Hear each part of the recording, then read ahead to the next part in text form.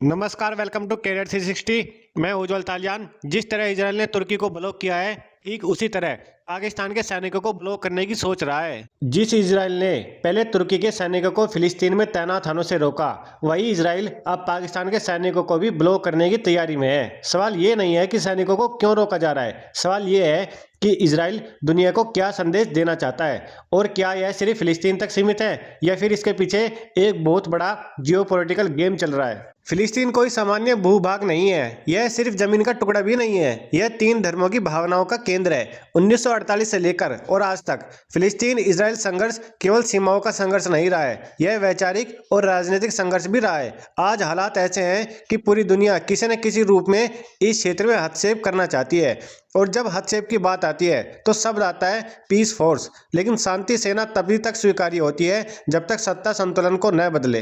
तुर्की के राष्ट्रपति एर्दोगान सिर्फ बयानबाजी नेता नहीं है, वह खुद को मुस्लिम दुनिया का मसीहा मानते हैं। उन्होंने इजराइल की नीतियों को मानवता के विरुद्ध कहा और उन्होंने खुलकर फिलिस्तीन का समर्थन किया और इजराइल का विरोध किया, और यहीं से इजराइल चौकन्ना हो गया। कोई भी देश अगर इजराइल के एक व्यक्ति को मारता है तो इजराइल उस देश के 100 व्यक्ति को मारता है। आपने भी एक बात कभी ना कभी देखी होगी कि इजराइल कभी भी तुर्की को कुछ नहीं कहता है। उसका कारण क्या है? क्योंकि तुर्की नाटो का सदस्य है। इजराइल ये बात बहुत अच्छे से समझता है कि तुर्की के सैनिक और पाकिस्तान के सैनिक अगर गलती से भी फिलिस्तीन के आसपास पहुंचे तो यह केवल सुरक्षा नहीं बल्कि राजनीतिक दबाव भी बन जाएगा। अब आते हैं पाकिस्तान पर। पाकिस्तान और इजराइल के बीच कभी भी किसी भी तरह के औपचारिक संबंध नहीं रहे हैं। न ही इजराइल पाकिस्तान को मानता है और न ही पाकिस्तान एक इजराइल को देश के रूप में स्वीकार करता है। पाकिस्तान उन देशों में शामिल है जिसने आज तक इजराइल को एक देश के रूप में मान्यता नहीं दी है। पाकिस्तान की सेना यूएन पीस कीपिंग फोर्स में पिछले कई वर्षों से भाग लेती हुई आई है, लेकिन समस्या यह नहीं है। पाकिस्तान की आधिकारिक सोच और उसकी सैन्य विचारधारा खुलकर फिलिस्तीन का समर्थन करते हैं। इजराइल को डर है कि अगर पाकिस्तानी सैनिक फिलिस्तीन में आ गए तो वे केवल आदेश नहीं मानेंगे, वे नैरेटिव को भी प्रभावित करेंगे और ग्राउंड रिपोर्ट को भी बदल सकते हैं, और यही इजराइल की सबसे बड़ी चिंता है। आप जरा गहराई से मेरी बात को समझिए। इजराइल आज जिस स्थिति में है वह यह चाहता है कि कंप्लीट मिलिट्री कंट्रोल और इंफॉर्मेशन कंट्रोल और नैरेटिव कंट्रोल। यदि तुर्की या पाकिस्तान जैसे देशों के पास चला जाता है और वे मैदान में अपनी मिलिट्री लेकर आ जाते हैं तो नियंत्रण पूरी तरह बंट सकता है, और सत्ता को सबसे ज्यादा डर इसी बात से लगता है कि इसलिए यह नियंत्रण रक्षा का नहीं है बल्कि अपने अस्तित्व का है। ये जितनी भी चीज़ें आजकल आप जियोपॉलिटिक्स में होते हुए देख रहे हैं, यह पूरा घटनाक्रम सिर्फ मिडिल ईस्ट तक सीमित नहीं है। यह एक संदेश है अमेरिका के लिए, संयुक्त राष्ट्र के लिए, मुस्लिम देशों के लिए, और क्षेत्रीय मामलों में अंतिम फैसला हमारा होगा। यह वही नीति है जो आज रूस और यूक्रेन में दिखता है, चीन और दक्षिण कोरिया में दिखता है। इजराइल भी उसी पंक्ति में खड़ा होना चाहता है। चलिए अब मैं आपको समझाता हूं कि इस सभी घटनाक्रम में भारत का पक्ष क्या है। तो भारत ने कभी भी किसी भी देश का अंधा समर्थन नहीं किया है, न ही इजराइल का और न ही कभी फिलिस्तीन का। तो भारत ने कभी भी आक्रामक बयान नहीं दिए हैं। भारत की नीति रही है कि स्ट्रेटेजिक बैलेंस बनाकर रखना है, और यही कारण है कि आज भारत भी हर पक्ष के साथ खड़ा है। लेकिन भारत को एक बात समझनी होगी कि मिडिल ईस्ट में अमेरिका के कहने पर पाकिस्तान की सेना आज फिलिस्तीन में डिप्लॉय होने जा रही है, और उसके अलावा पाकिस्तान ने सऊदी अरब के साथ एक डिफेंस पैक्ट भी साइन किया है। तो ये कहीं ना कहीं लॉन्ग टर्म में भारत को इम्पैक्ट करते हैं। आज इजराइल ने जो सैनिकों को रोका है, पाकिस्तान के सैनिकों को रोकने की कोशिश कर रहा है, लेकिन असल में उनके विचारों को रोकने की कोशिश है। जो पाकिस्तान की सोच है कि आतंकवाद को बढ़ाना, उन्हें पालना पोसना, उसी को इजराइल रोकने की कोशिश कर रहा है। और इतिहास बताता है कि विचार रोके नहीं जा सकते। तुर्की हो या पाकिस्तान या कोई और देश, यह संघर्ष लंबा चलने वाला है, और जो भी देश समय रहते इस खेल को समझ लेता है वही भविष्य में सुरक्षित रहता है। ये बात हम सब जानते हैं कि ईरान ने हमेशा हमास को सपोर्ट किया है, उसको हथियार दिया है, उसको बढ़ावा दिया है, और वही हथियार फिर हमास के आतंकवादियों ने इजराइल के ऊपर इस्तेमाल किए हैं। इजराइल का सबसे बड़ा दुश्मन कौन है? वो है ईरान, क्योंकि ईरान ऐसे बहुत सारे आतंकवादी ग्रुप को पालता है, पोसता है, उनको हथियार देता है, और फिर उन्हीं हथियारों से इजराइल के ऊपर हमला किया जाता है।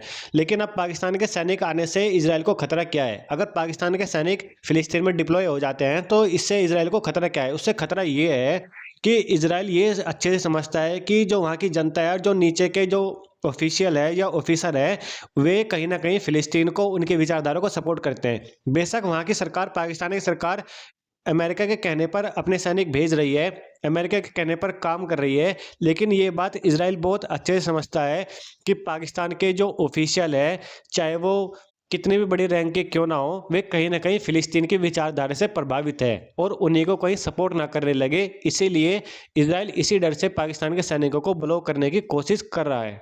डोनाल्ड ट्रंप का प्लान ये था कि मुस्लिम मेजॉरिटी कंट्रीज से कुछ सैनिक इकट्ठा करेंगे, जैसे पाकिस्तान, थाईलैंड, बांग्लादेश, तुर्की या और भी जो मुस्लिम देश है 57 मुस्लिम कंट्रीज, उनसे बहुत सारे सैनिक इकट्ठा करेंगे और एक तरीके की पीस कीपिंग फोर्स तैयार करेंगे जो फिलिस्तीन में डिप्लॉय होगी और इजराइल की सुरक्षा करेगी। इजराइल की सुरक्षा इस तरह करेगी कि फिलिस्तीन में किसी भी तरह की आतंकवादी गतिविधि ना बढ़े और आने वाले टाइम में या आने वाले भविष्य में फिलिस्तीन फिर से इजराइल के ऊपर एक बहुत बड़ा हमला ना कर दे। इसी को लेकर एक पीस कीपिंग फोर्स यानी कि एक अस्थायी सेना बनाने की कोशिश की जा रही है। इजरायली प्राइम मिनिस्टर नेतन्याहू निकल चुके हैं एक आधिकारिक यात्रा पर, जो ये जाने वाले हैं यूएस। वहाँ पर मिलेंगे डोनाल्ड ट्रंप से और बात करेंगे हिजबुल्लाह को लेकर, इजराइल की सिक्योरिटी को लेकर, और जो है पीस कीपिंग फोर्स बनाने की बात कर रहे हैं ट्रंप, ताकि गाजा 20 प्लान सक्सेसफुल हो चुके हैं और पाकिस्तान से जो सैनिक आने वाले हैं उसको लेकर। तो बहुत ही ज़्यादा इंपॉर्टेंट मीटिंग ये होने वाली है।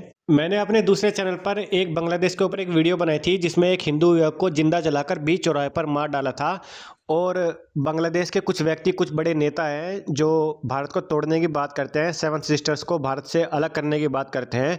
उसके ऊपर मैंने वीडियो बनाई थी कि हमारा तो सिर्फ एक वीक पॉइंट है जिसको हम चिकन नेक कहते हैं या फिर सिलीगुड़ी कॉरिडोर कहते हैं, लेकिन बांग्लादेश के तो दो दो वीक पॉइंट है। आप इस नक्शे में देखिए ए और बी, आप इन दोनों पॉइंट्स को देखिए, ये बांग्लादेश की कमजोरी है। और अगर हमारी भारतीय सेना चाहे तो 12 घंटे, तो मैं बहुत दूर की बात कर रहा हूँ, सिर्फ 6 घंटे में, सिर्फ 6 घंटे में हमारी भारतीय सेना इसको काट कर भारत में मर्ज कर सकती है, जिससे भारत के लिए और भी कई सारे ऑप्शन खुल जाएंगे। फिर भारत को अपने सिलीगुड़ी कॉरिडोर पर निर्भर नहीं रहना पड़ेगा। इसके अलावा मेरा एक चैनल और है उज्जवल तालियान के नाम से, उसका लिंक मैं आपको डिस्क्रिप्शन में दे दूंगा।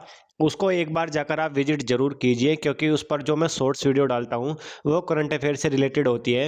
हाल ही में जो एक हिंदू युवक को बांग्लादेश के अंदर जिंदा जलाकर मार दिया गया, वो भी बीच चौराहे पर, उसके ऊपर मैंने वीडियो बनाई है। अब आप जानते होंगे कि जब फिलिस्तीन में कोई घटना होती है तो हमारे देश की बड़ी लीडर जो प्रियंका गांधी अपने कंधे पर बैग टांगकर जिस पे फिलिस्तीन लिखा होता है वो लेकर घूमती है, लेकिन जब बांग्लादेश में ये घटना घटती है तो उनके मुंह से एक शब्द नहीं निकलता है। विपक्ष का आप कोई भी नेता ले लीजिए, चाहे अखिलेश यादव हो, राहुल गांधी हो, या कोई भी किसी भी पार्टी का हो, सीपीआई का हो या किसी का भी हो, चाहे ममता बनर्जी हो, एक भी शब्द हिंदुस्तान या फिर जो बांग्लादेश में हिंदू के ऊपर अत्याचार हो रहा है, एक शब्द भी उनके मुंह से नहीं निकलता है। और यही चीजें होती हैं जो विपक्ष के पार्टियों का सही चेहरा हमारे सामने दिखाती है, जो दोहरी मानसिकता, दोहरा रवैया। अगर इस टॉपिक से रिलेटेड कोई और अपडेट आती है तो मैं आपके लिए अपडेटेड वीडियो ले आऊंगा। उम्मीद है कि आपको वीडियो पसंद आई होगी। हमसे जुड़े रहिए। नमस्कार, जय हिंद।